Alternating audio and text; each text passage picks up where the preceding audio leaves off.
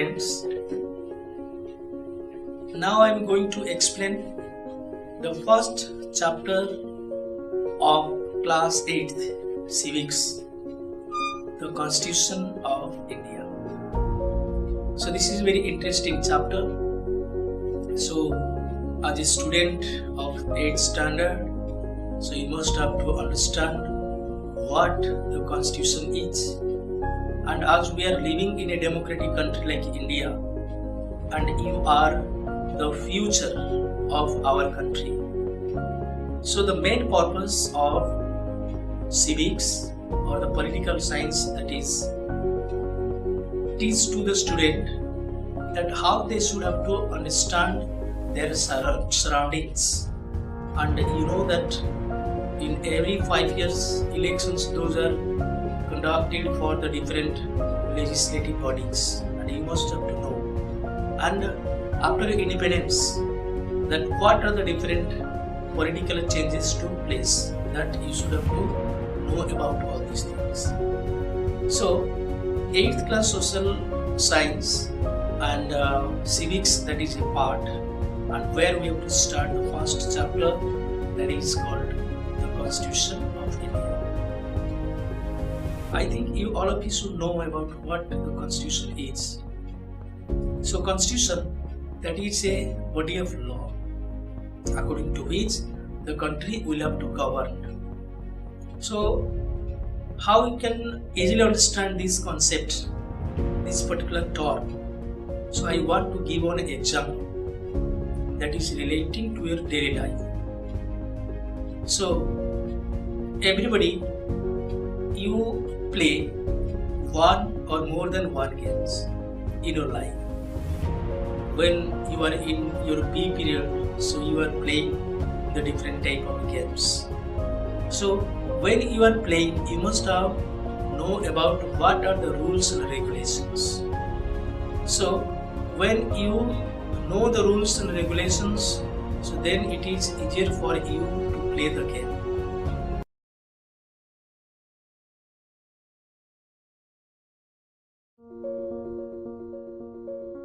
So like in any game you are playing, so you should have to follow the different rules and regulations. So if you violate any rule, so then you will be out from that particular game. So like that, Constitution is like that type of set of rules. So the different rules, those are written in this book, and according to these rules and regulations, the country should have to govern. So in a simple way, we can say that Constitution, if you give the definition, so you can say a set of rules according to which a country is governed is called Constitution. So then we can say that why Constitution is required, and what are the different purposes, and why the Constitution is needed in a country like India. So we can say that a country required a constitution because of the following purposes. Number one, it provides the basic framework for the society according to which the will of the people, and it provides the rules and regulations for governance of the country. Number three, it identifies the power center where the decisions are taken in a society who has the power to take decisions, and it puts limit of what government can impose on its citizens. The government can never make rules that are arbitrary in nature. So all these things, those are written in the Constitution. So the purpose that fulfilled because of the Constitution, we can say, first of all, it lays down certain ideals that form the basis of the kind of the country that we as the citizens aspire to live in, and it defines the nature of the country, the nature of the political system. In our country is called a parliamentary form of government, because parliament is considered the supreme authority. The people, those who elect the representatives, so they will be considered as the powerful than the others. So that's why the Constitution will have to define the nature, the political nature of the country. Number 3, it ensures that majority rule should not be dominated over the minority rule, and the dominant group should not use its power against the less powerful people or the group. So in this way, so we can say that constitution that is required, and constitution also prevents the tyranny of a majority in a democracy. The situations may arise where people in majority can enforce this decision on the minority against their will. So the constitution lays down the rules and laws regarding the rights of the minorities which are available to the majority.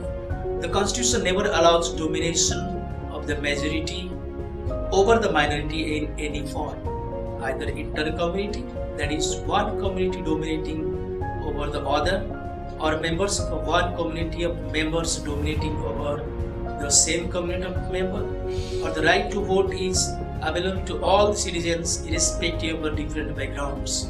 So the citizens, those who are attained the age of 18, because the right to vote of our country that is based on the principle that is called the universal adult franchise.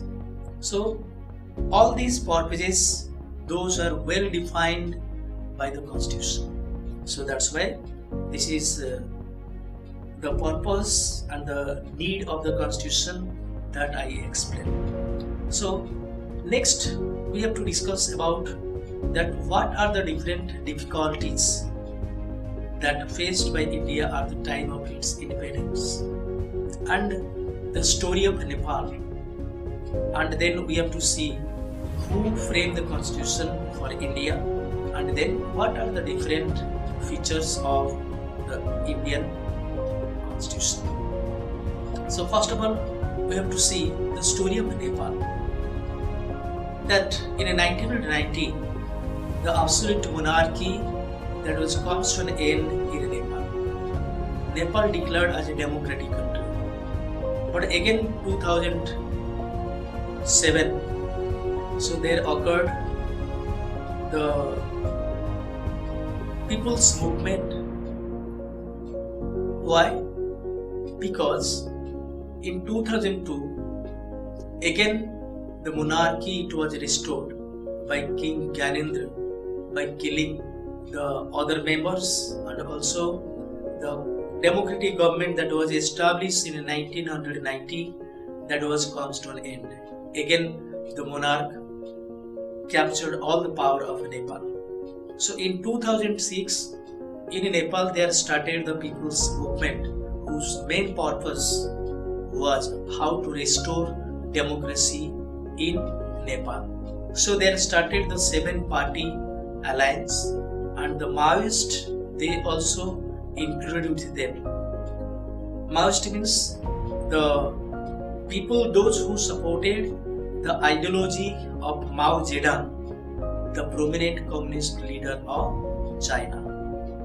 Okay, so in this we can find that there are the people, those who are believing on communism, but all other political parties, 7 political parties, including democratic parties, they organized, and also they decided to launch the people's movement in Nepal against the monarchy, and in this way the monarchy again comes to an end, and in Nepal democracy again prevailed.